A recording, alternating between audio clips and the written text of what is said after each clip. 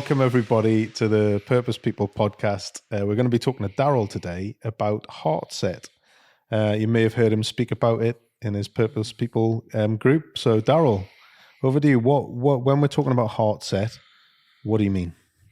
Well, thanks for having a conversation again with me on HeartSet. Yeah, so HeartSet is something that goes deeper than mindset. What we talk about with mindset is you need a really strong mindset to achieve your dreams, achieve your goals, that sort of stuff. But ultimately, a lot of that is to do with belief. Yeah.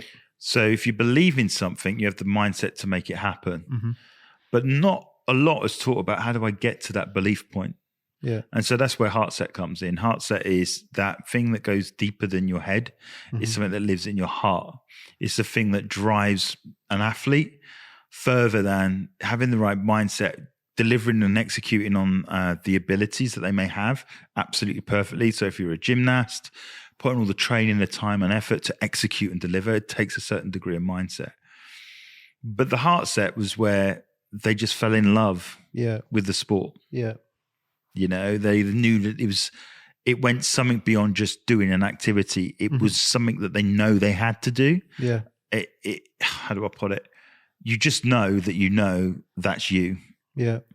And not everybody gets there. But what we're saying is with HeartSet and with the understanding of HeartSet, we then begin to help people build their life around it.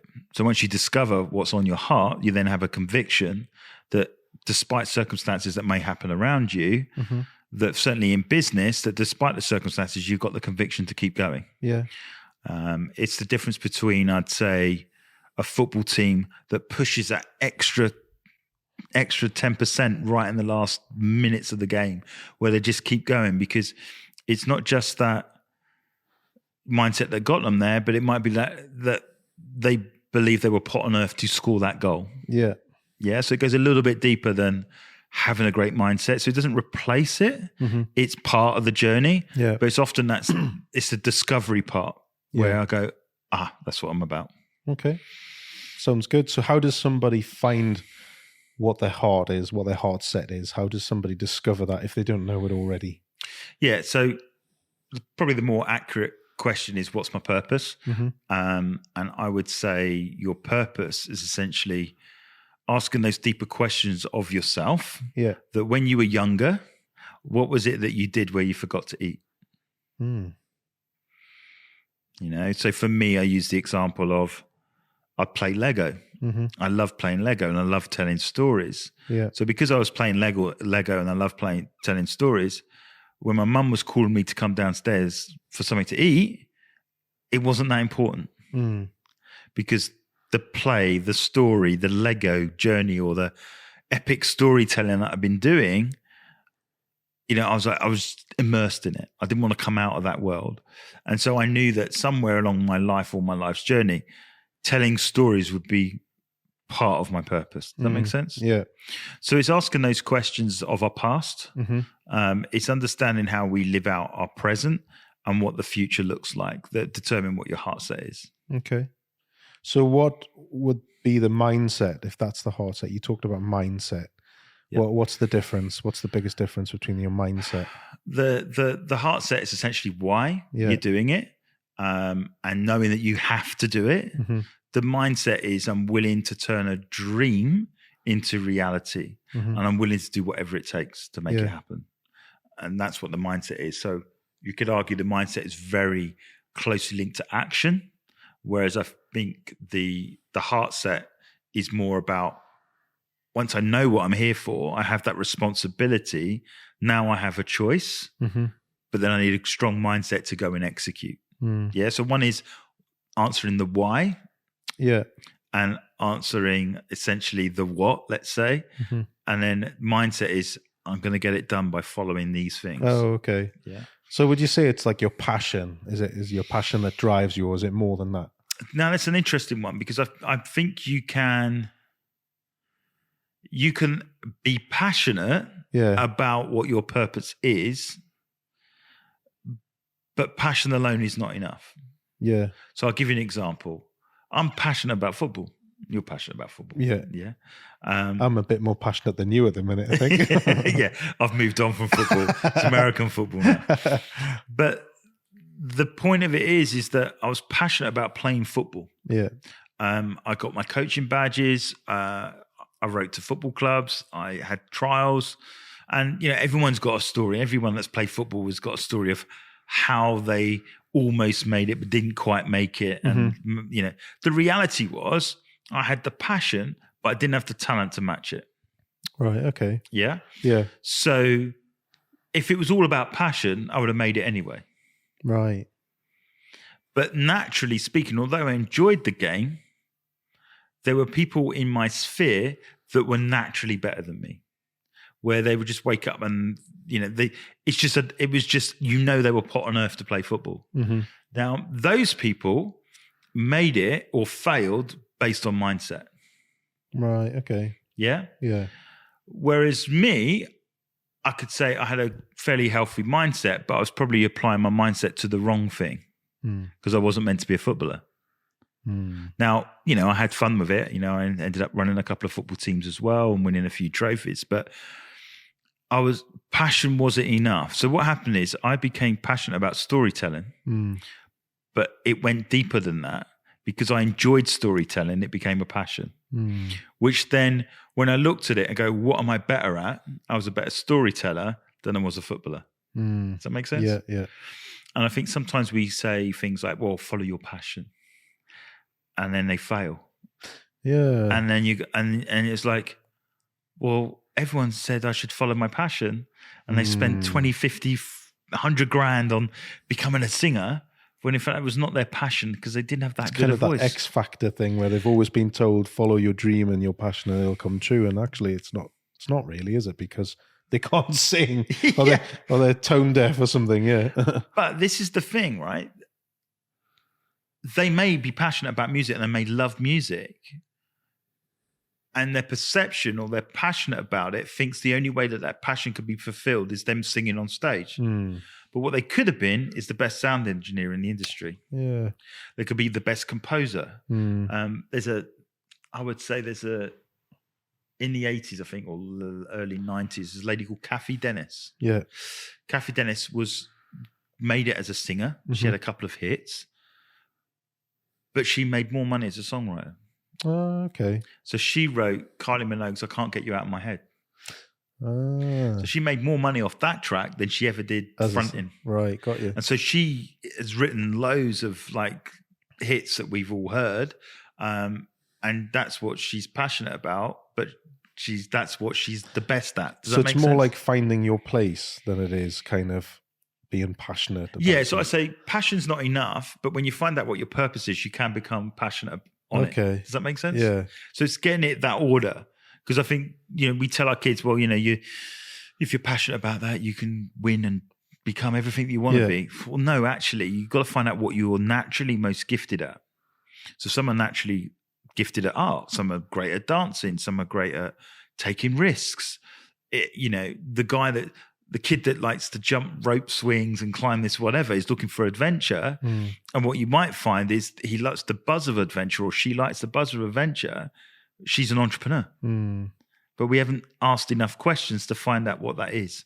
So my point of it is there are things naturally that we do that give us clues to who we are. And what happens is we're too quick to, just glib past that and, get your maths, get your English and get this and educate them out of who they are. So then by the time they've come through the education system, what happens is they become, what society expects of them. Yes. And the magic, so to speak, that was in them when they were kids just disappears. Yeah. So my thing is this, you might be an exceptional singer and it gets lost. And then you never do anything true. with You're it. conditioned, aren't you? I think I was conditioned. I was brought up in the Northeast. Yeah.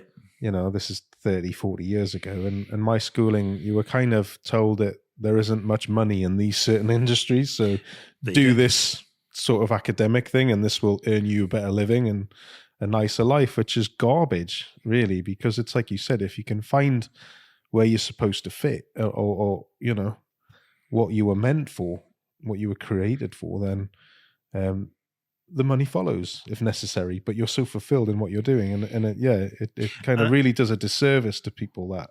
And what the generation coming through now is asking the fulfillment questions. So they're not asking for bigger money and bigger paper or chasing a pay packet. They're going, do I feel fulfilled in what I'm doing or what I'm trying to achieve? That's the priority. Now, if you're naturally gifted at something and you double down on it, the chances are you're going to be better than anybody else because that's what you're supposed to do. Yeah. The rewards will come as a result of it. Yeah. You know, so for me, I realized that although I was passionate about football and I enjoyed it, and I actually almost, how do I put it, saw it differently when I got the realization that I'm a storyteller first and foremost. I like to build teams. And all of a sudden, the team thing became more important than the actual game itself. So it's the leadership where football then really worked for me, because the management was, how do you tell someone that they're not playing? Or someone that's had an amazing game, but your star player's back now and you're going to put them on the bench this week and they're going to feel like... So it was dealing with that fear of man and, you know, worrying about what people say. It was dealing with someone that's out of form and having that difficult conversation. Or someone that didn't turn up for so many games and we just didn't play them. You may have all the talent, but we want... the values of the team are going to get damaged if we keep embracing you if you're away for 4 weeks, you know. And so for me, then football changed, where it was more about I become a student of leadership, and the sport was an outworking of me becoming a better leader, rather than me wanting to be scoring all the goals and, you know, keeping all the clean sheets, whatever position I played in. And it wasn't as important. And it was more, I think I ran a football team for 5 years, and it was more about how do you take people that were looking for a cause to fight for from a rough background maybe, and give them another element in life and give them the leadership skills that they could apply to the rest of their life to be, you know, certainly with the guys anyway, be better husbands, fathers and sons, for example. How can I do that, which is more impactful and more legacy driven? That's where I got the buzz from. Winning, I love to win and I didn't want to lose, but I realized that that's what I was learning because it's helping me fuel the storytelling, helping them find purpose. And, you know, when I'm still in contact with a lot of the guys today, and you see them on Facebook and they've got married, they've had kids and all that sort of stuff. And whereas they were, you know, young adults and a bit rough around the edges, you've seen them become responsible human beings with their own businesses and that kind of stuff. Yeah.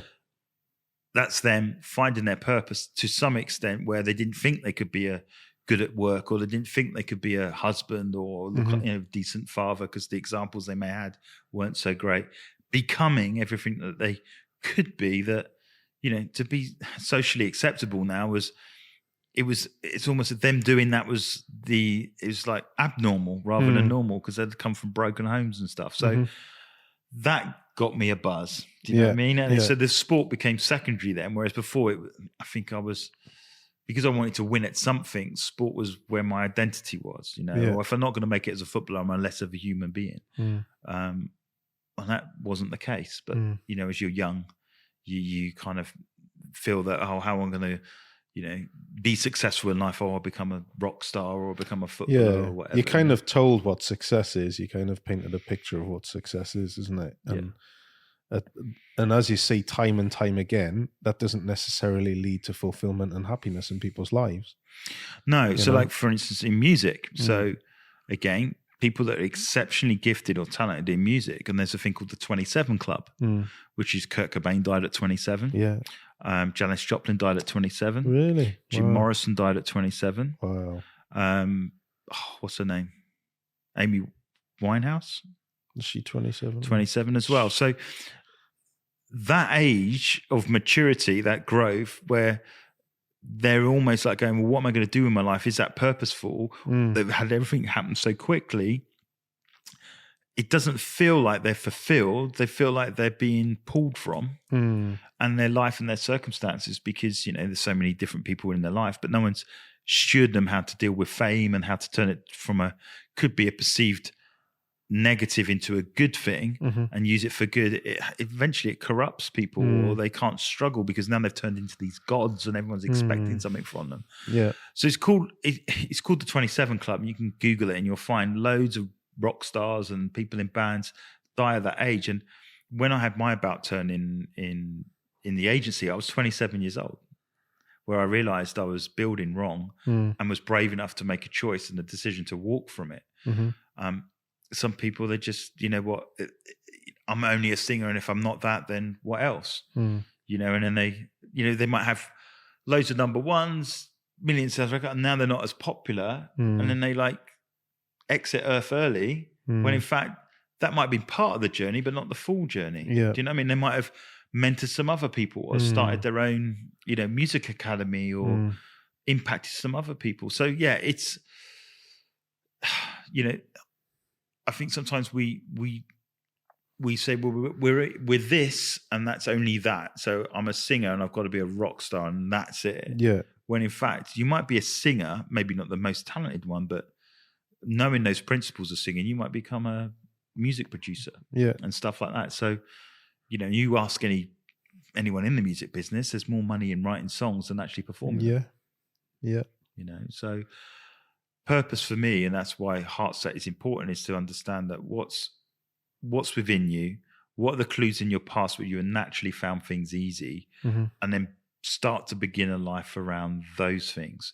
Because you know, if you ask those questions, you know what you're naturally gifted at. And you might be asking that question, you might be 35 now and dare to go back there. Because you might be in a job that you don't really like and you're thinking, I want to change it. But I don't know where to start. That's a good place to start, to go back, look into your past, not to look for the deep, dark trauma that you had in your life, but no, look back at what you really enjoyed, what gave you freedom. And in that, you'll then begin to realize, actually, I might need to revisit this. And you'll find a lot of people, certainly when they play high in business, let's say, that they get out, they launch into a career, they learn how to do it, then they begin to lead. And then the question of legacy comes, where they then have to address, is this really what I want to lead? And then they're left in that, what do I do? And they either shut up and pot up, so they stay in a company for 30, 40 years because of the pension, or they're brave enough to make the break and go, you know what, I'm going to do what I was put on earth to do. And that's what HeartSet's about, is to encourage people to say, break from it.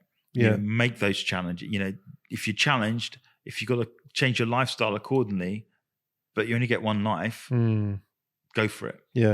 So that's the first part of HeartSet, is looking at your past to understand what the present and the future can look like.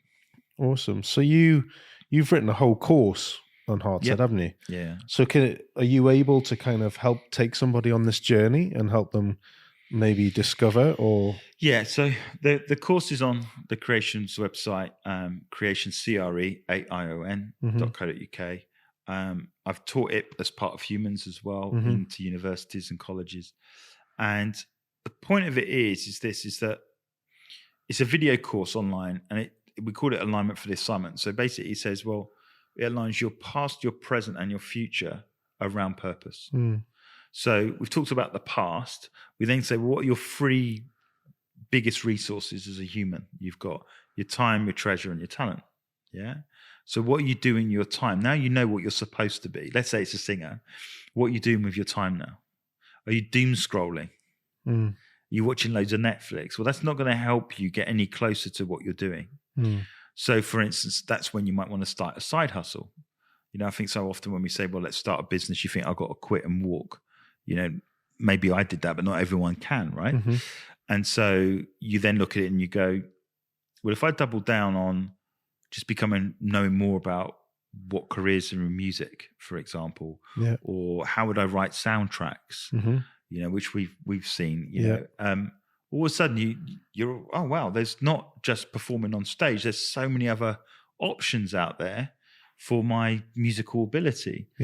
And then your treasure is, well, now I'm going to invest in myself. I'm going to buy some books. I'm going to do a course, you know, and we joke that if there's a course for $997, let's say, that's normally sort of like a standard fee for education, let's say, you won't spend that on you because you feel guilty. Oh, I can't spend £1,000 on me. But here's the thing, you spend that on your phone, which in 3 years is worth nothing anyway. So sometimes when you realize what you are, then it's a case of educating yourself and maybe not get that next phone and just say, I'm going to invest in a course on it and spend that money on, you know, exploring more on maybe I do a music degree, or maybe I'll go and work in a sound engineering place, or maybe I'll go part-time and do that 2 days a week and carry on doing my job 3 days a week. These are the things that you do with your treasure. And then your talent really is essentially honing it, perfecting it. If you feel that you want to be a speaker, then start speaking. And if you haven't got a stage, then create a Facebook group and talk to them. Or if you're part of a network, ask to do a 10-minute talk. Sometimes it's not about going from your bedroom to Tony Robbins level. It's taking the advantage of the small things to hone your talent. You much rather fail with 15 people around you than 150,000. Yeah. So that's what we say. Once you know what you are in the past, in your present, deal with it now. Yeah. Like just start using your resources towards it. And then the last thing is the future. So what does the future look like? And so it's always helpful to, again, we talked about vision before, but it's talking about what does this look like? What it could be, I see myself on stage talking to 1,000 people. Then write that down. That's the goal. That's where you want to be. So now you're making decisions to get you to that point. So you know what the success looks like. And if you do hit that, what you're going to do is, well, I'm going to reward myself with a 2-week holiday. So again, that's now giving you an extra incentive to say, celebrate the win as a result of achieving that. Now, here's the point. The future can continually change because it's continually unfolding. So, you can change those goals long term, but it's the point of what does success look like? So if it's a music, I've got a YouTube channel and I put my soundtracks on there, or I upload them to SoundCloud or whatever. So technology now exists for us to be able to, it's easier to get out there. I mean, obviously it's noisy, but we talked about this before, like how many websites are there? Thousands, millions of websites, I would guess. There's not so many podcasts. So the reason why we've talking about purpose on a podcast is it's easier for us to amplify our message than paying for clicks on, with ads on Google, because we're competing with so many other people. But if people like what we want to say or like what we want to hear, and the people that we're interviewing, that creates its own momentum. And so that's why podcasts is a different avenue to get there. Yeah. Would you say this is applicable to anyone of any age? Yeah, I think one of the things, say somebody who's retired, they're seeing they're kind of winding down their career. What would? But you're winding down your career, but you've got a whole load of expertise that dies with you. Again, if you're 60 years old, I think I saw something really scary. I might be wrong here, so you have to check me out. But Mr. Miyagi, in the Pat Murrett or whatever. Yeah, I think in the first film he was like 62, something like that. The first film he was 62. Danielson is 55 now.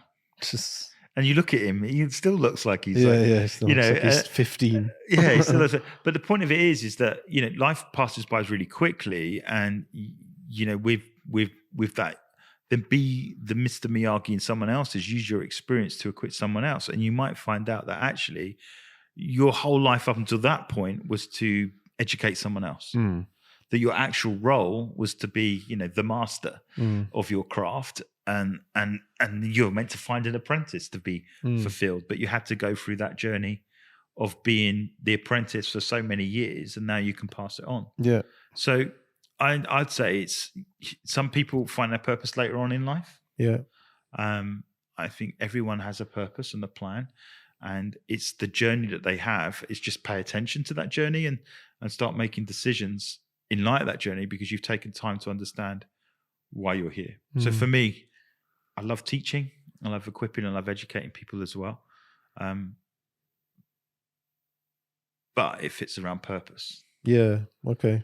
I know I'm not going to educate on, I don't know, maths or English, or do you know what I mean? Or I'm just going to educate people on how do you find purpose? How do you live it? How do you, make it happen? And can you show me some examples? Hence is why we've got people here that we're getting on the podcast to show that they made decisions, and some of them are doing normal jobs, but they're doing purpose at the same time. Oh, awesome. Well, excellent. Thanks very much. But yeah, is there anywhere people can find out more information? Yeah, so HeartSet as a course is available on the Cre8ion website. You can literally sign up to it. I think it's £99 where you can sign up, you can buy it, you can download the worksheets. I think it'll take you about just under an hour, but it'll help you craft some statements around your past, present, and future and give you clarity to where you need to head in life.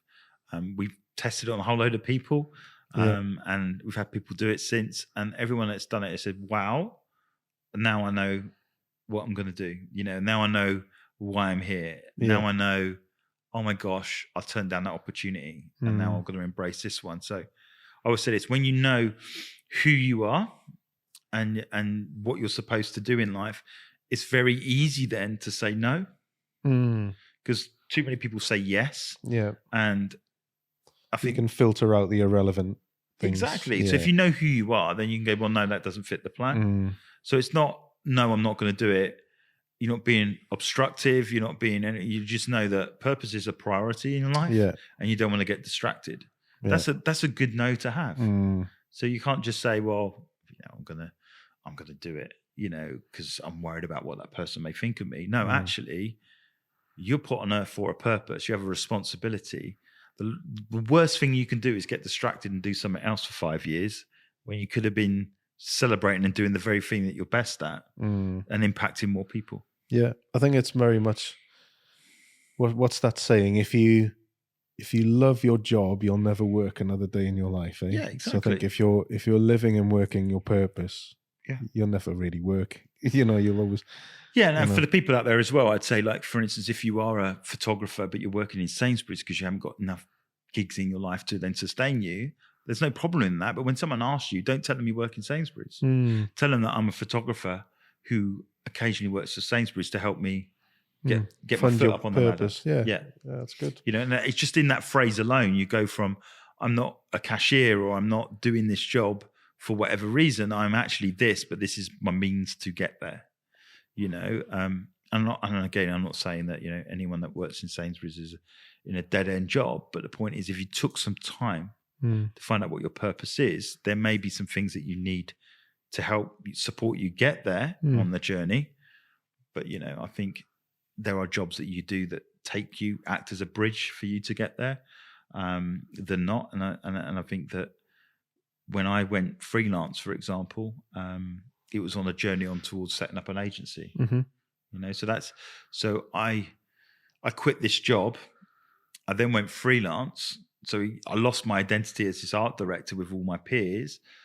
And then I'm freelancing, I'm gigging around. And I think it was the first company because I couldn't get a job when I first started doing it. And the first company that I went to eventually offered me to come and work for them, but not in what I was trained to do. Yeah. So I'm an art director, and I was actually doing artworking, which is essentially checking stuff for print, which is like the lowest of the low within that career.